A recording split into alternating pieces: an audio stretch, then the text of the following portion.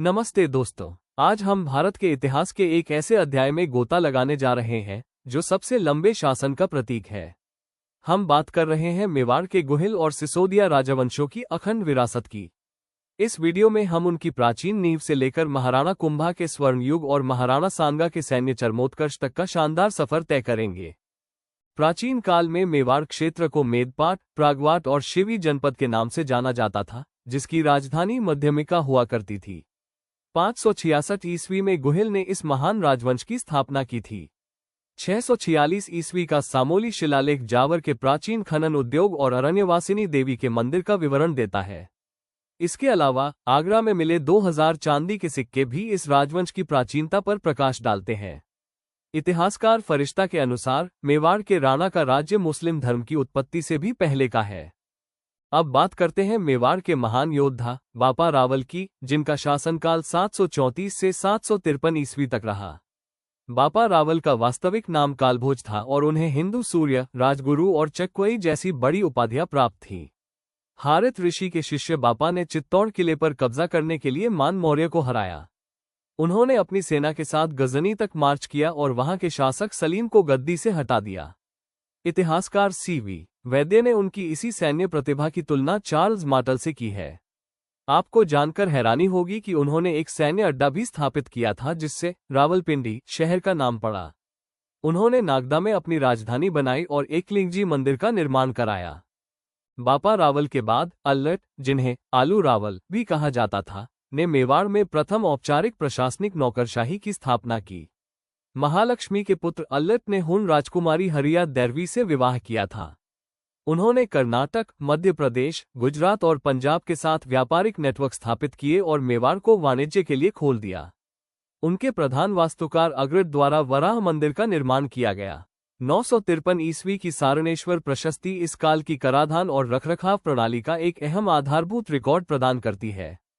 1227 ईस्वी में भूतला के युद्ध में जैत सिंह ने दिल्ली के सुल्तान इल्तुतमिश को निर्णायक रूप से हरा दिया, जिसका वर्णन हम्मीर मद मर्दन ग्रंथ में मिलता है। लेकिन पीछे हटती इल्तुतमिश की सेना ने अपनी हताशा में प्राचीन राजधानी नागदा को पूरी तरह तबाह कर दिया। इसके बाद जैत सिंह ने परमारों से चित्तौड़ छीनकर इसे मेवाड़ की नई अभेद्य राजधानी के रूप में स्थापित किया। डॉक्टर दशरथ शर्मा ने उनके इस काल को मध्ययुगीन मेवाड़ का असंदिग्ध स्वर्ण काल कहा है। 1303 ईस्वी का साल मेवाड़ के इतिहास का एक बहुत दर्दनाक लेकिन शौर्यपूर्ण अध्याय है। अलाउद्दीन खिलजी ने साम्राज्यवादी महत्वाकांक्षाओं, व्यापारिक मार्गों पर प्रभुत्व और रानी पद्मिनी की प्रसिद्ध सुंदरता जैसे कारणों के चलते चित्तौड़ पर घेराव किया।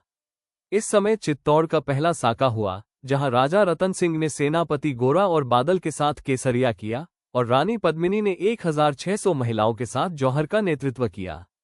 सुल्तान ने किले पर कब्जा कर 30,000 नागरिकों का नरसंहार किया और चित्तौड़ का नाम बदलकर अपने बेटे के नाम पर खिजराबाद रख दिया।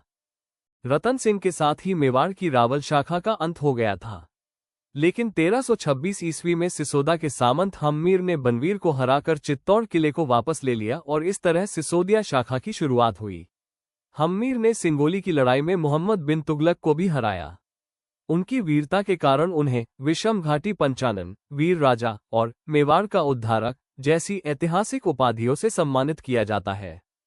महाराणा लाखा के शासनकाल में मेवाड़ ने एक बड़ा आर्थिक पुनर्जागरण देखा, क्योंकि इसी समय जावर में चांदी की आकर्षक खदानें खोजी गईं। साथ ही एक खानाबदोश व्यापारी ने सुंदर पिछोला झील का निर्माण भी किया। इसी दौरान मेवाड़ और मारवाड़ के बीच वैवाहिक गठबंधन हुआ, जिसमें लाखा ने मारवाड़ की हंसाबाई से शादी की। मेवाड़ के भीष्म कहलाने वाले उनके पुत्र चूंडा ने हंसाबाई के भावी पुत्र के लिए अपना सिंहासन त्याग दिया। बदले में चूंडा को सलूम्बर के कई विशेष अधिकार मिले, जैसे अग्रिम सेना, हरावल का नेतृत्व करना और भविष्य के राजाओं को ताज पहनाना। महाराणा मोकल ने राज्य की वास्तुकला को नई दिशा दी। उन्होंने एकलिंगजी मंदिर की प्राचीर और 3 द्वारों का निर्माण कराया, साथ ही चित्तौड़ में समिधेश्वर मंदिर का पुनर्निर्माण भी कराया। 1428 ईस्वी के श्रृंगी ऋषि शिलालेख से पता चलता है कि उन्होंने अपनी रानी गौरम्बिका की मुक्ति के लिए एक कुंड का निर्माण कराया और 25 तुलादान पूरे किए। सैन्य मोर्चे पर उन्होंने नागौर और गुजरात को हराया, लेकिन 1433 ईस्वी में जिलवाड़ा में दुर्भाग्यवश उनकी हत्या कर दी गई। पिता की हत्या के बाद गद्दी पर बैठे महाराणा कुंभा उन्होंने 1437 में सारंगपुर के युद्ध में मालवा के महमूद खिलजी को हराकर अपने पिता की हत्या का बदला लिया। उन्होंने जोधा के साथ आवल बावल की संधि करके अपनी सीमाएं तय की। कुंभा की शक्ति से घबराकर जब मालवा और गुजरात ने 1456 में उन्हें कुचलने के लिए चंपानेर की संधि की, तो कुंभा ने 1457 के बदनौर के युद्ध में इस संयुक्त गठबंधन को पूरी तरह ध्वस्त कर दिया। सारंगपुर की इसी शानदार जीत को अमर बनाने के लिए कुंभा ने चित्तौड़ में 9 मंजिला विजय स्तंभ बनवाया, जो 122 फीट ऊंचा और 30 फीट चौड़ा है। इसके वास्तुकार जैता, पूंजा, पोमा और नापा थे। इसे भारतीय मूर्तिकला का विश्वकोश कहा जाता है। इसकी तीसरी मंजिल पर अल्लाह शब्द 9 बार अरबी में लिखा गया है और 8वीं मंजिल पर जानबूझकर कोई मूर्ति नहीं रखी गई है, जो इसकी समावेशिता को दर्शाता है।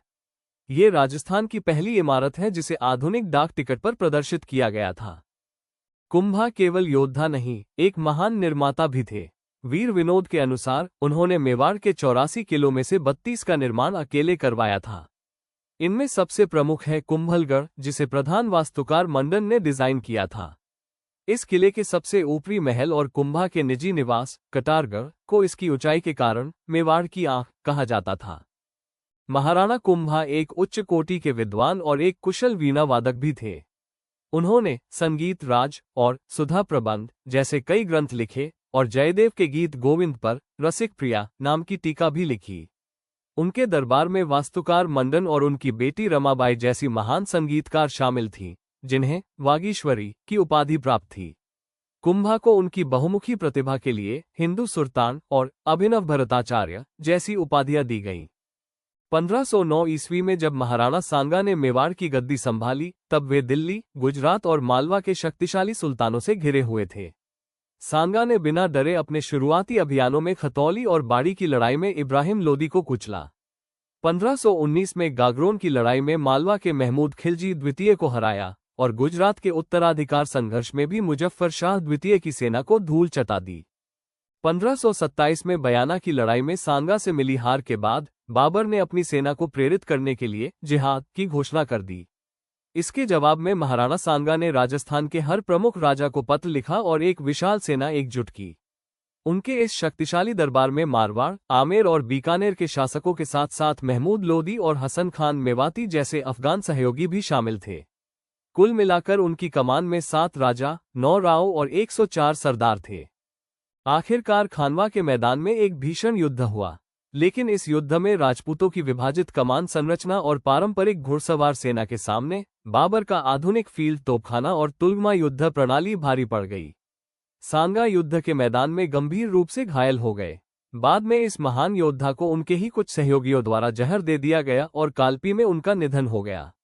जिनके शरीर पर 80 घाव थे, उस वीर हिंदूपत का यह अंतिम युद्ध भारतीय इतिहास की दिशा को हमेशा के लिए बदल गया।